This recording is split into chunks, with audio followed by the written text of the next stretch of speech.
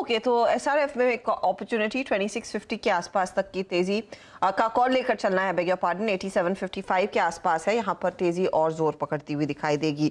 लेकिन एक चीज आप गौर करें, भारतीय बाजारों में मोमेंटम अच्छा खासा तेजी का बना हुआ है। इसके सामने वेरी क्विकली ग्लोबल तस्वीर कैसी खड़ी है वो भी एक बार जायजा ले लेते हैं। याद रखिएगा, एक दिन लेबर डे की छुट्टी के बाद अब जो अमेरिकी बाजार हैं वो कारोबार में उतरेंगे और डाउ फ्यूचर्स इशारा कर रहा है कि शुरुआत उनकी मजबूत रहेगी। लास्ट मैंने चेक किया था, करीब 216 अंकों तक की बढ़त देखने को मिली थी। जो इस समय का ताजा हाल है वो आपकी स्क्रीन पर आएगा। करीब 160-158 अंकों के बढ़त पर डाउ फ्यूचर्स दिख रहा है।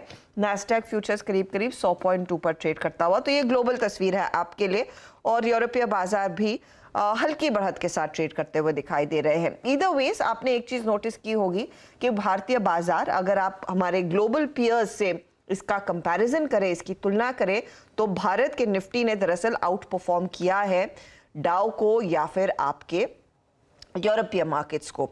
और ये आउट परफॉर्मेंस एक और चीज दिखा रहा है कि भारत में जो रिटेल इन्वेस्टर्स का पार्टिसिपेशन है वो लगातार बढ़ता हुआ दिखाई दिया है, और इतना बड़ा है कि अब देश में डीमैट की क्रांति की एक झलक देखने को मिल रही है। पिछले 4 महीनों का ही डेटा आपकी स्क्रीन पर लेकर आते हैं। इसमें 22 लाख से ज्यादा डीमैट खाते खुले हैं। नया कीर्तिमान बनाते हुए डीमैट खातों की जो अब संख्या है वो 10 करोड़ के पार निकल गई है। प्री कोविड एरा में, यानी कि 2019 में यह आंकड़ा 4 करोड़ के आसपास हुआ करता था। अब यह आंकड़ा सितंबर 2022 में 10 करोड़ के पार निकल गया है। क्या मायने हैं इन नंबर्स के? हमारे साथ आईआईएफएल सिक्योरिटीज के सीईओ रिटेल संदीप भारद्वाज है। मिस्टर भारद्वाज, स्वागत है आपका। एक तो कोविड काल में हमने देखा था, लोग घर पे बैठे थे तो कई सारे डीमैट अकाउंट खुले, कई लोग ट्रेडिंग के लिए उतरे और वहां पर पैसा बना। अब यहां पर हम जो देख रहे हैं 10 करोड़ का जो कीर्तिमान हासिल हुआ है, ये प्राइमरीली रिटेल क्लाइंट्स है, राइट? जो आप जैसी कंपनियों के पास आ रहे हैं, आपके पियर्स के पास आ रहे हैं। नमस्कार। फर्स्ट ऑफ ऑल आपका बहुत बहुत धन्यवाद मुझे इनवाइट करने के लिए।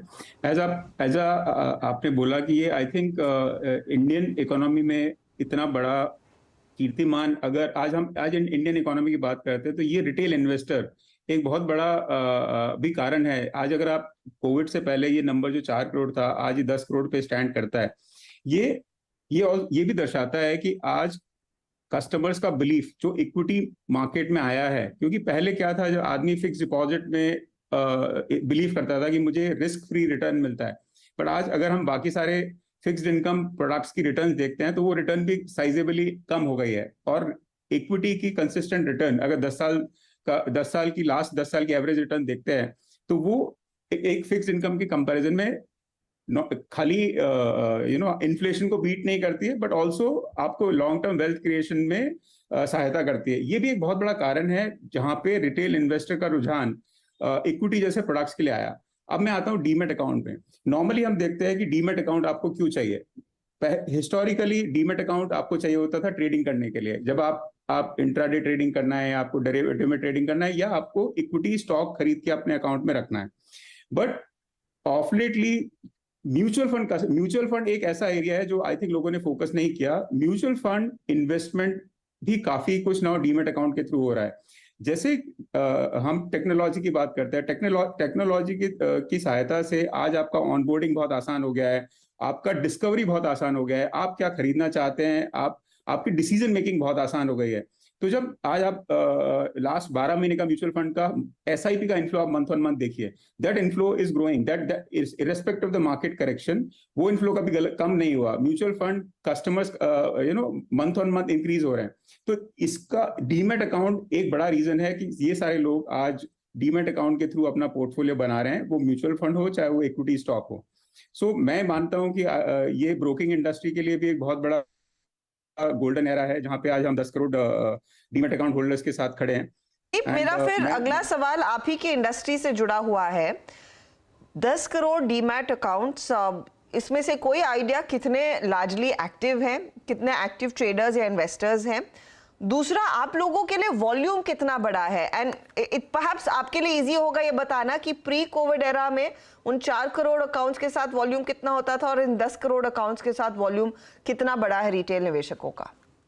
से एक तो हमको देखना पड़ेगा कि यूनिक अकाउंट्स की जब हम बात करते हैं तो इन 10 करोड़ अकाउंट्स के अंदर मेरा ये मानना है क्लोजली 50 to 60% अकाउंट्स यूनिक हैं। यानी एक डीमैट अकाउंट, एक कस्टमर में भी आज 2 डीमैट अकाउंट होल्ड कर रहा है।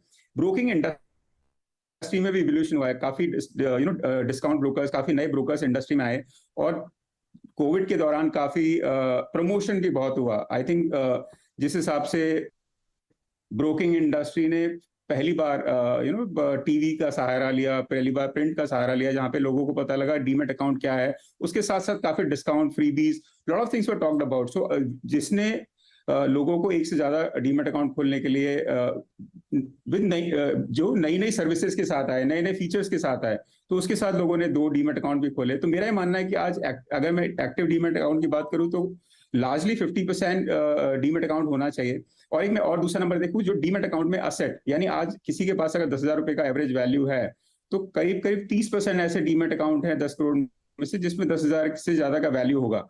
और अगर मैं म्यूचुअल फंड के कस्टमर्स का बेस की बात करूं तो आज 3.5 करोड़ करीब करीब म्यूचुअल फंड के कस्टमर हैं। तो जो जो दर्शाता है कि आज क्लोजली 3.5 से 4 करोड़ ऐसे कस्टमर हैं जिनके पास ऑन एन एवरेज 10,000 रुपए से ज्यादा का असेट वैल्यू उनके डीमैट अकाउंट में है।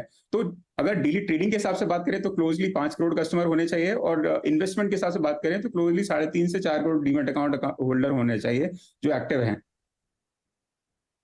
संदीप